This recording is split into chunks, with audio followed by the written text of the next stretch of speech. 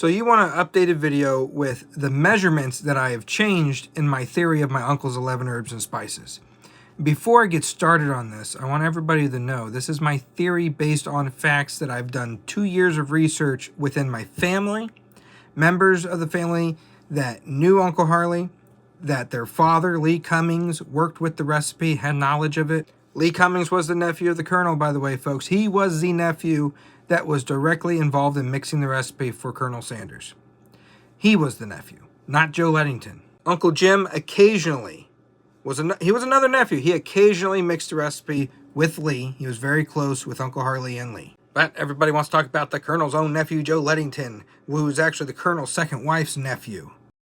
I want to know this is my theory based on the facts and what I could find within my family.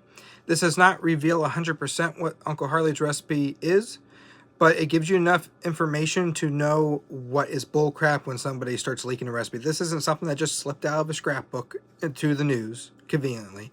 This isn't something that got leaked online. This isn't some bullcrap story about how it was stolen, that someone else came up with it, and here it is. This is actual research. And if you want to know why I think what I think, you're going to have to go back to the older videos where I break it down ingredient by ingredient. So sage I have at 1 tablespoon. Allspice we break up into 3 ingredients. You remove allspice from the list. So allspice is made up of cinnamon, cloves, and nutmeg. Cinnamon, you're going to do a 1/4 teaspoon. Cloves, you're going to do a 1/4 teaspoon. Nutmeg, you're going to do a 1/4 teaspoon.